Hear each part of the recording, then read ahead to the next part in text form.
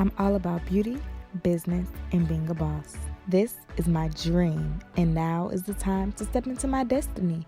I'm Kyla, and this is my corner. Hey y'all, what's up? Welcome to Kyla's Corner. I'm Kyla, and this is my corner. So happy Valentine's Day, and I have a special guest on the show with me today. I have Julian Neely. Tell everybody a little bit about yourself. How's it going, y'all? Once again, my name is Julian Neely. I'm from Des Moines, Iowa. Shout out the 515. And I'm a grad student here at Syracuse, living my best life. Cool. So we're just going to talk a little bit about relationships, Cupid's arrow hitting some of y'all tonight probably. But until then, before we get to that, we're going to play a little game first just to, warm up and all that. So if you guys are familiar with Elle's YouTube channel, there's a... No, you're not. Yes, I am. That's why I was like, oh, hold on, wait a minute. This is one of my favorite series. So it's called Song Association. And you're going to get some words. Our producer is going to give us some words, and we have 10 seconds. Oh, we doing it together? Yeah. Okay. We're doing it against each other. Oh, I can't sing. Y'all about to be... Y'all ain't going to enjoy this. And you got 10 seconds to sing the word that she gives us in the song, whatever the song is. Mm-hmm. And I watch this every day, every night. I wake up to it, go to bed to it. Let's get it. What? Yes, Fantasia's episode is the best. Fantasia's was great. Yes. Keke Palmer's was good too. Yeah. Keke Palmer. LMA. Oh, I haven't seen LMA. Yeah. Then what is his name? Luke James or whatever. He did one recently. Ooh. Yeah. Okay, well this is the Kyla and Julian. So let's get started. Keisha Cole, love. I was about to do Music Soul Child because that's a famous one. Keisha Cole's is a famous one. Yeah, but everybody on L be using Music Soul Child. Love. So, bow. No. Keisha Cole. Okay, I'm not a singer either. Okay, I'm glad we both not singers. Never knew what I was missing. Okay, No, because you can't do that one because OT Genesis changed it and now it don't sound the same, and I know she don't like that. Okay, but I don't know why he did that because she's upset about it. So. She's real upset about it. Yeah, she is mad, and I would be too. Yeah, every time it's back. And they said that Justin Bieber sounded like Keisha Cole. And sorry, Keisha. That's disrespectful. Yeah, don't do Keisha like that. Don't that's the OG. Okay, next word. Next word. Cakes on the menu. Trey Songz, cake. I would say...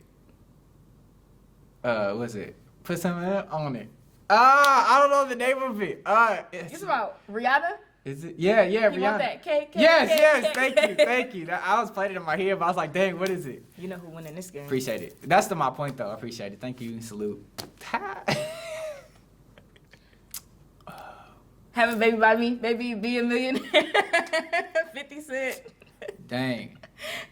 Go baby. Oh. Justin Bieber, there you go. Boo.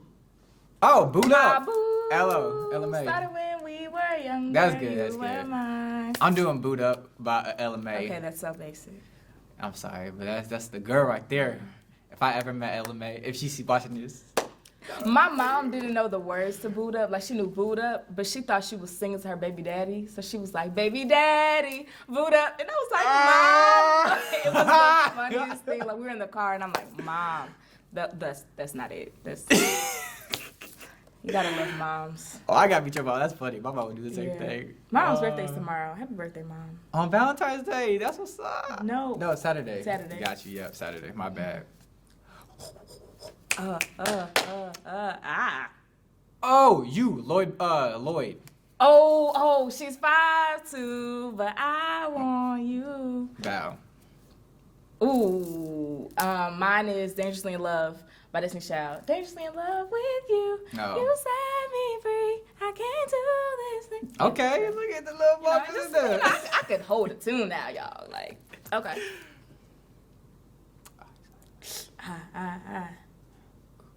Oh, Destiny Child again. I know that he loves me because he told me so. I know that he loves me because his feelings show. And when he looks at me, his brown eyes tell it so. Ooh, bow. Brown eyes. What? Shoot. No, that's shoot. It's not mint condition. Is it? It's not. Is it brown mint condition? Brown. How does it go? Pretty brown eyes. Oh, Pretty Brown. Oh, who is that by? I think it's mint condition. I think it's mint condition. Yeah, I think it's mint condition. Yeah. See, I know my classes. Come on, let's get it. I can't. Fetty Wap, mine again, baby. Trap Queen? No, I think the song is called Again. Oh, is Shawty got a song name again? No, I don't know. Sure, I don't know again. Yeah, I took an L on that one. Get it?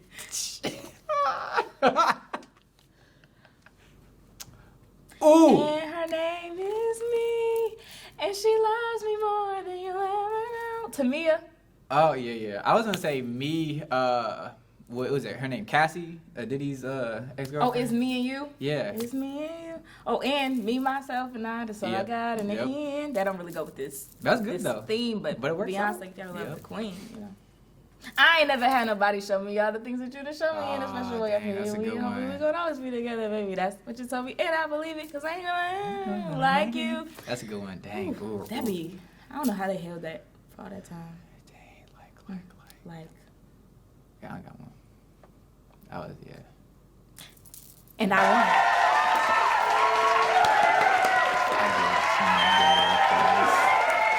won. Okay, and when we come back, we'll be talking about love, relationships, and everything in between. Stay tuned.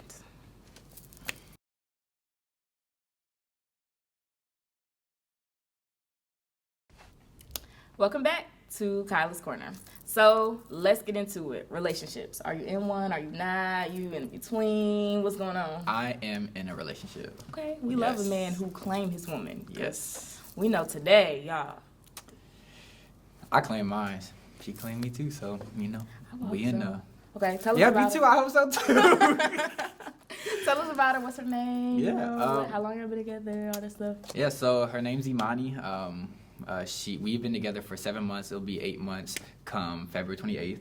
So that's exciting. I get to see her today. So at this moment, y'all watching this, I'll be with her. So that's gonna be exciting.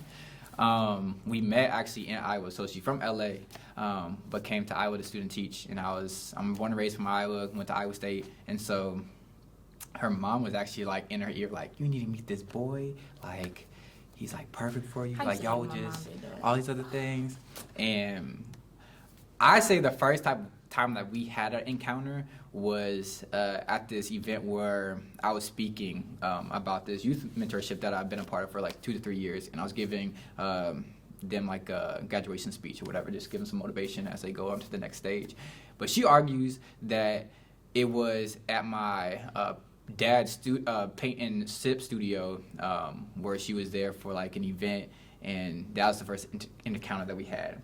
But we argue about that constantly. So yeah, that's for the bird. Not for the birds, but like we're still trying to figure out when we officially met. But we started talking on June 28th, the day before I cut my locks off. And so like our first date was with my locks. So my locks were like down my back, and so the next day we linked up. She's like, what happened? And I was like, yeah. And it was literally like 4 days before she left for Dallas. So her family was like picking up and leaving to Dallas and everything. And so it was like a quick turnaround where we literally sat in the car outside my friend's house, and we were just like, so what we doing? And she told me her expectations and like her standard of like relationships and stuff like that. I told her mine, and we were just like, I'm down, you down? And she was like, I'm down. I'm like, cool, bet. And so we've been off and running ever since. But yeah, we literally have 4 to 5 days. I don't want to say 4 days that we had together, and then it was like long distance, and we've been long distance ever since. And so every month, we split the cost of a flight to go. Somebody is either going to Dallas or somebody's coming to New York, and so that's how we do it. So how do you do the long distance thing? Because I know me and my boyfriend, we're long distance too, and we've been together about the same time as y'all. Okay. So it's definitely not for the faint of heart, and it's something that I used to be against all the time because. So we'll talk about situationships a little later. But this guy who I used to talk to my freshman year in college, we were long distance, and that was the first time I had did long distance. And he was at his school, wherever he was at, and I was in Virginia. And I thought it was really working well, and then it was like he was selling me dreams, and it was not working, and then it was other girls, and it was just so much going on. And I was like, I would never do long distance again. I can't, I won't. And then I fell into that. So how do you get through it and make it work, besides, like you said, seeing each other every month? I think some of it is maturity, like having a foundation where you know yourself and you know that you can commit to something. And then 2, communication. Like, we've had to rely on the aspect of communication in our relationship. That's probably like one of the strongest pieces, because if we're not transparent, if we're not honest and clear about what we're saying to one another, then there can be like hidden messages, or like I can receive it or she can receive a message wrong, and that can just cause a lot of issues. And so we try to be as clear and transparent as possible, so that either it could be like what we're doing, like for the day, if like we typically talk at night, so like if there's something that's gonna disrupt that, we communicate beforehand, like, hey, this is what I'm about to get into. Just want to let you know I'm gonna hit you up once I'm done with this or whatever. And so we're just very, very supportive. And then the visits, like if we don't have a visit, it's like you can definitely see like the energy start shifting a little bit, and it's like, okay, we that means we need to meet up again. I would say she was very hesitant about going into a long distance relationship. She does not like it. She absolutely dreads it. I feel and like I've been like that motivation and that support, like, no, we can do this. Like, this is just a challenge. Just wait until like a year and a half passes and we're gonna be in the same location. Like, we can make it through that. We can do it. Let's just knock these few months out and we'll be good.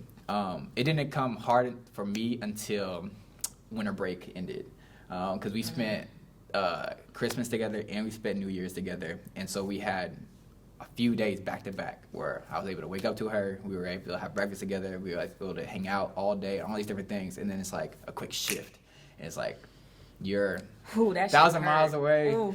And I'm north, you're south, and all that stuff, and it was like, dang, and we haven't seen each other for like 6 weeks now, and so it was like, it definitely, there are times of like, this phone is not enough at the moment. Like, I need more than this. I need more than this. And we also know each other's love languages. And so like our love languages are like being able to like have that time with one another. Like, quality time. Yes. Love language for me too. And so, and it's like the physical like ability to like be in each other's presence. And if it's like the over the phone is cool, but like we both appreciate being in each other's like physical presence, so like we can hold hands, hug, cuddle, all these different things, and it just hits different. Like, it feels different than it's over the phone, you know. Like, if we just want to chill, we can just chill, and if we want to observe somebody like just moving and doing their daily life, we can do that without having to like hold the phone up, and just like there's still a disconnect from that, but we just keep like a positive attitude about it, you know, and keep pushing. Like, our love and our attraction for one another is like something that keeps us pushing and going forward with it. And like, she likes my family loves her. I assume from the vibes I get, her family likes me, and all that different things. I love her family too, so it's just perfect match. Okay, yeah, communication. That's it. That's all I can say too, because without that, it's like, all right, so what are we doing? Like, what are we supposed to do? Okay. Because like you said, like in your old relationship, I was in a long distance relationship too, early in undergrad, and the mistrust, the miscommunication, and like the dishonesty just made it very toxic and unhealthy in that relationship. And so it was like I had to learn and like kind of like dissect that situation and be like, okay, this is where it went wrong. These are areas that need to be fixed. And it kind of took that maturity to be able to be like, okay, this is how I'm going to tackle it this way instead of doing it this way, because I know this is the end result that will happen from this approach. And so I'm trying to take it from a healthier approach instead of like just, you know, I'm going to do whatever and live my life type thing. It's like, no, I live for both of us now. So how did you get to that level of maturity? Because I know a lot of guys out here. I'm not throwing shade, I promise. But if the shoe fits, a lot of guys are out there who just can be monogamous, or they just don't want to be for whatever reason. So what would you say to that? Like, did you ever have that point in your life where you had to grow up from that, and how did that transition happen? Some of it took self-reflection. Like, I had to take a period of time just to, like, spend by myself to really understand who I am and how I operate and, like, what I like and what I dislike. And once I did that, and I also got rid of, like, I need to be in a relationship type attitude, and things just allowed stuff to occur naturally. Once I got in a relationship, I was like, I'm cool. Like, I know how to operate through this. Like, from my previous experiences and stuff like that, and things I've also observed, I was like, that's just something I don't want to do. And I saw other people's relationships too, that, like, I saw red flags and things that they were doing. I was like, that's a bad end result from that, from how they acted. And so I was like, I'm not going to do that when I get into a relationship, especially if it's long distance. So I guess it was just a compile of all of that stuff that came together. So how do you feel about this new era, this new generation of situationships? Because I was stuck in a never-ending, weird, toxic cycle of only being in situationships, and I had never been in a relationship until my current boyfriend now. Just because it was always like, oh, we together, but we not together, but like we cool, but we vibing. You can't vibe with nobody else but me, but like, no, I don't want to give you a title. And it was like, well, what do I have to do to demand this title or to like really assert myself to let you know I'm not trying to just be like your girl who not your girl. I'm your girlfriend, but I'm really not. Yeah. Like how. Why? I think one, it shows those, because I've been in situationships as well, and sometimes I've been. Were you the person who were you putting her in a situationship, or was it vice versa? So I've been in both situations, where somebody's put me in a situationship, and then where I've put another person in a situationship, and so I've been on both ends of it. And the last one that I was in a situationship that I put somebody in, it was more of like I was ready for a relationship, but it just wasn't with that person. So like something was just not fully connecting in my head. That it could be the attraction, it could be the feelings or whatever, but I was still like evaluating if I wanted to like commit to this or not. And things started moving fast too for me, and I was just like, whoa. And I think for some people, and this can be a woman, it can be a man or whatever, but it's like when we lose control of like the direction of a relationship, when we're not fully prepared or ready to be able to like commit to it, we start like acting real weird. And so I think that's what happens. And some people are just not ready for a relationship, but they just like the presence of another person. And so you really got to be able to dissect and have that communication and have that discussion like, so what are we about to get ourselves into? Are we just going to continue and just like do whatever, have the situationship or whatever, and just chill, vibe, whatever, or are we going to like take this to the next step? And you have to have that conversation. Like, even though you are afraid that the individual may react in a certain way, you have to have that conversation, or else you're just going to be pending. Like, you're just going to be stagnant, and you're going to be kind of upset. So. Okay. Yeah, and then it sucks too when you both kind of not established you're going to be in a situationship, but it's like, okay, we just chilling. It's just cool. And then that one person, boy, girl, whatever, catches feelings, and it's like, okay, all right. That's real. So it's like, that's when it starts to fall off the railroad track. But you got to communicate. You have to communicate that, because if you don't to the other person is going to be like, okay, some behavior is changing. Like, they can observe it and they can feel it, and so like you might as well just speak up and share it, because otherwise you're just going to be in your head, and then other things could start happening. And it could be like, if you all wanted to end with a friendship, that friendship is kind of at jeopardy now, because like you feel like your feelings been hurt because the other person's been operating in a way that you didn't feel like they should have been. So communication at the end of the day is just important. So like, even though you're in a situationship and you may be feeling like really strong feelings about that person, just communicating, but like, hey, I need to sit down with you because I'm kind of past having just what we doing. I'm trying to take this further, and if you're not, I just need to know that type thing. So all right, well, remember, communicate effectively. Don't just fall and catch feelings if at all possible.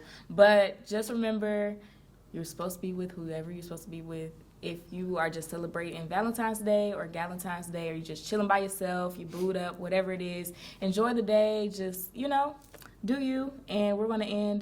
Do you have anything you want to say to Imani? Shout yourself out. Any closing thoughts? Yeah. Much love to you, baby. We about to have a good time this weekend, so I'm so excited to see you and the family, like Jack, Eden, my girl Eden, Kennedy, the boss lady. We about to have a good time, so much love all to y'all. I hope y'all found that one, because once you do, it's an amazing time. So Much blessings. And you have a YouTube channel, right? Yes, J Neely Productions and also just Julian Neely. So I have 2 different accounts. We have a vlog called Sincerely with my best friend Malik Burton. He's out in Colorado, so we're having a good time with that one. And then also Introspective Mind, where we just talk about, I guess you get an invitation into my thought process on a daily basis. So, yeah. Cool. Well, definitely make sure y'all check him out. Thank you so much for watching Kyla's Corner. Remember, the Bible says, love is patient, love is kind. So stick to that, and everything else will fall into place. Until next time. See you later. Bye.